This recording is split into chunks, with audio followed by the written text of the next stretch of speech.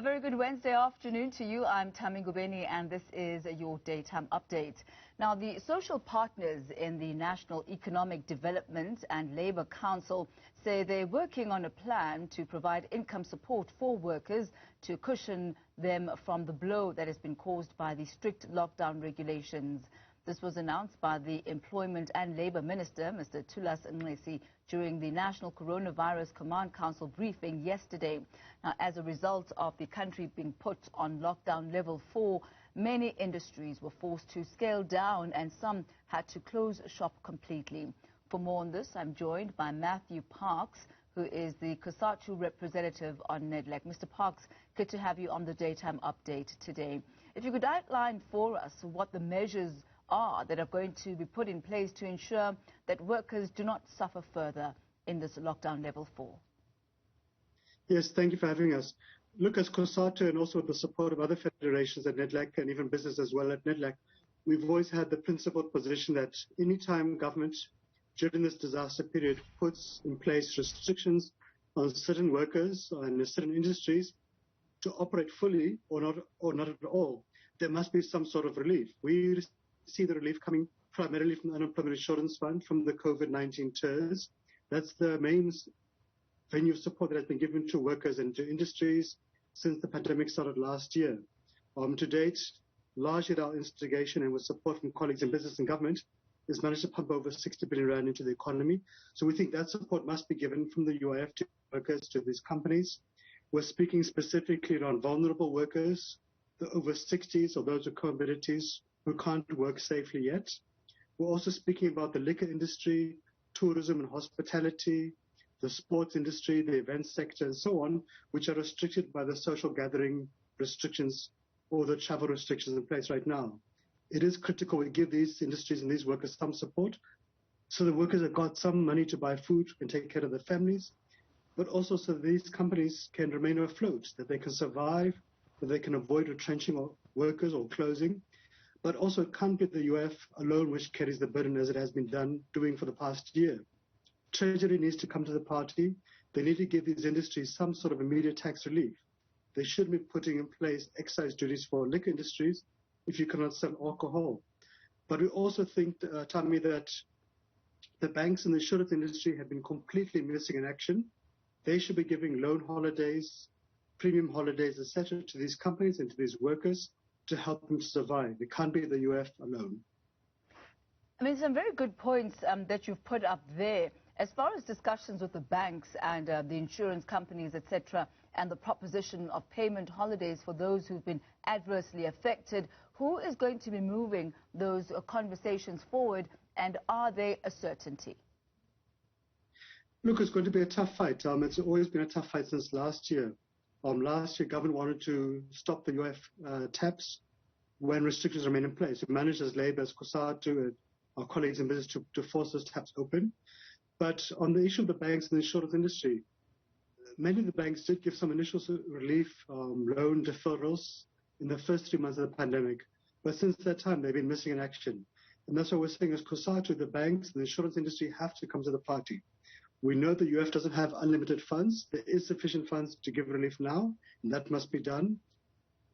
But equally, the private sector has to come to the party. It cannot only be workers' money, which is the UIF, which is keeping this economy afloat, which is propping up industries. The banks have got huge reserves.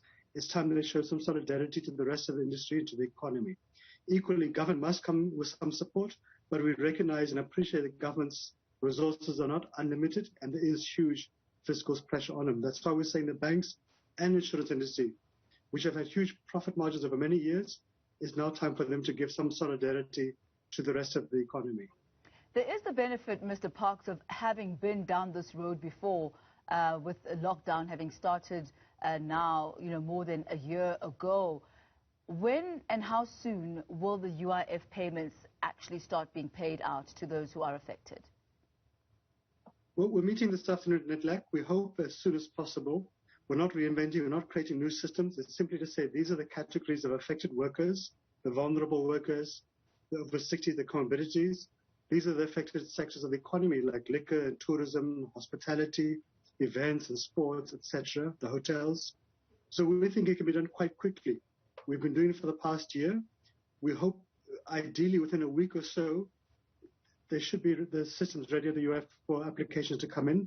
But those kind of granular details we'll have to confirm today with the UF at NEDLAC. But we were quite pleased yesterday when the Minister of Employment and Labour announced that from his side, from government side, they think there is funds available. So really we hope that these engagements can be concluded today, that we could see some sort of promulgation in the Government Gazette quite soon, because simply we don't have the luxury of time. If you are a waitress, you're a bartender, you are working on a wine farm, etc., the truck drivers, they need to get relief quickly, because when they can't work, they don't get paid. Many of these workers receive wages on a weekly basis, so we don't have the luxury of time for endless delays. If you could comment on this, Mr. Parks, you mentioned there the eventing industry and the sports industry, and specifically with events, you find that a lot of people who work in that industry would fall perhaps under the arts and culture banner. A lot of them happen to be freelancers and don't have the type of permanent jobs and don't ordinarily contribute to UIF. How are those people going to be catered for in this particular arrangement, if at all? No, look, and that's a difficult one. That's been one of the painful lessons of last year. When we developed the initial response last year around the UF COVID-19, we opened the doors to everybody, even to those who had not been registered or who had not contributed to it. We felt that workers shouldn't be punished because of the fault of the employer. But you're right, they are to fall through the cracks. And they've been literally abandoned on the side because the system don't cater for them. They don't have a fixed employer. And the government relief that is meant to be given to them has been shocking to if I can be very honest. And it needs to be dealt with quite quickly. And so how are you planning on dealing with this? Because it's something that really, as you said, is a huge problem. And once again, we find ourselves trying to tackle the very same issue, but not having moved forward with the previous lockdowns.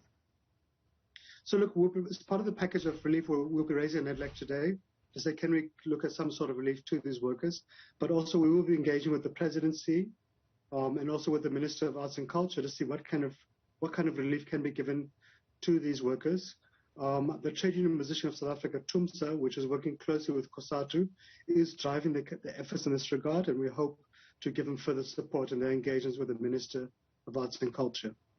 There was also large levels of dishonesty with the distribution of the UIF and TERS in the previous rounds, with some workers still, even to this day, who haven't yet received the UIF.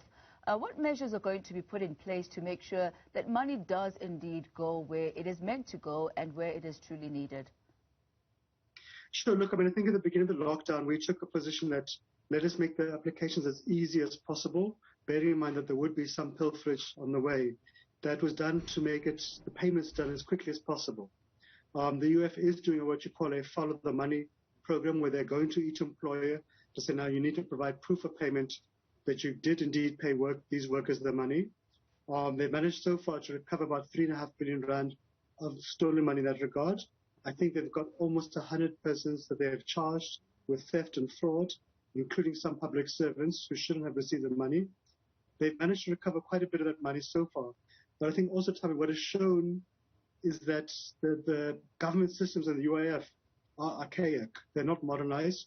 They're not readily linked to the banks, to SARS, to the government payroll, etc. And that's why you've seen a significant amount of fraud taking place. But also, to be fair to the UF, it does speak to a larger culture of corruption and criminality in South Africa at large, where people would see any opportunity to steal money and to rob the poor. We are having weekly engagement with the UF around addressing the backlog. There has been a significant amount of progress in that regard, but there are still several 100,000 workers who have been waiting since May, June, July last year to get their funds. If there are any workers who have still not received the funds, they should approach the UF. The employer should approach the UF. There is a commitment from the UF that they will address those workers. Equally, if those workers still struggle, they are welcome to contact Cosatu. We are raising on a daily basis many workers' pleas for help, and we've been able to resolve a fair amount of them. But having said that, it is still simply inexcusable for any worker to be sitting for 6 months or 8 months not having received this small little amount of money from the UF when money is available. Mr. Matthew Parks, thank you so much for your time today. Mr. Parks is the Cosatu representative at NEDLAC.